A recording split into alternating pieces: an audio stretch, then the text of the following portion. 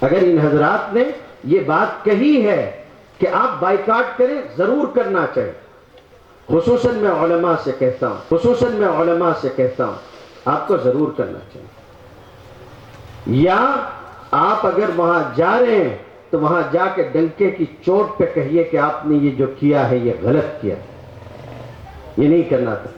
در مختار کے اندر لکھا ہوا ہے کہ کسی ولیمے میں اگر بلایا گیا اور وہاں پہنچنے کے بعد اس کو یہ پتا چلا کہ یہاں کچھ غلط ہو رہا ہے تو دو صورتیں ہیں.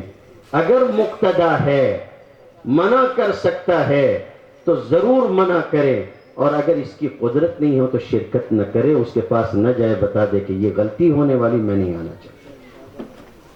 یہ تو ہماری شرعی بات ہے. انہوں نے جو مطالبہ ہم سے کیا ہے، آپ سے کیا ہے، یہ کوئی غلط مطالبہ نہیں کیا ہے. آپ کو ڈنکے کی چوٹ پہ کہنا چاہیے اور کھل کے آپ کو بھی کہنا چاہیے، آپ کو قوت کے ساتھ کہنا چاہیے تھا کہ ہم نہیں شریک ہوں گے ایسے آدمی کے. پوری قوت سے کہنا چاہیے تھا. اس لیے اس کا خاص طور سے خیال رکھو. حضور صلی اللہ علیہ وسلم نے فرمایا لا يحل لمال امرئ مسلم الا بطیب نفسی، کسی مسلمان کا مال اس کی پکی دل کی رضامندی کے بغیر جائز نہیں ہے. مجبور ہو کر اگر وہ دے رہا ہے اور کہتا ہے کہ میں خوشی سے دے رہا ہوں، قطعاً غلط، حرام ہے، حرام ہے. سود کھاؤ گے، معاشرے کے لوگ کہیں گے سود کھاتا ہے، تم کو لگتا ہے کہ یہ تہمت لگ گئی میرے اوپر، میرے خاندان پہ، لیکن تم نے اگر گھر کا پیسہ لیا کسی کے یہاں سے شادی بیاہ کے نام پہ، یہ بھی اسی سود کی طرح حرام ہے. اس کی رضامندی نہیں، مارے باندھے دے رہا ہے.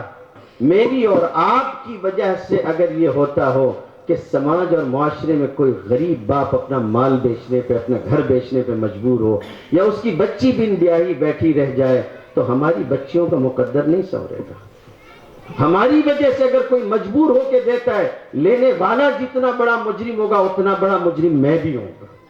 کیوں یہ ضرورت پیش آتی ہے؟ اس لیے پیش آتی ہے کہ ہم نے نکاح کو مشکل کر دیا ہے.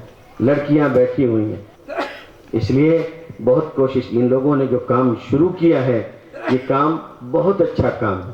ممکن ہے کہ اس کی کچھ باتوں سے آپ کو اتفاق نہ ہو، لیکن مجموعی طور پہ ایک چیز ذہن میں رکھنا کہ یہ اللہ کے رسول صلی اللہ علیہ وسلم کی سنت کو غالب کرنے کے لیے کھڑے ہوئے ہیں.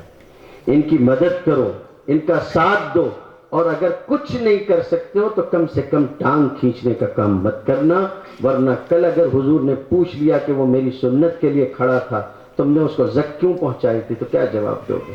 اس لیے اللہ واسطے خیال کرو. اللہ میرا ہو، آپ کا حامی و ناصر ہو. وآخر دعوانا الحمدللہ رب العالمین.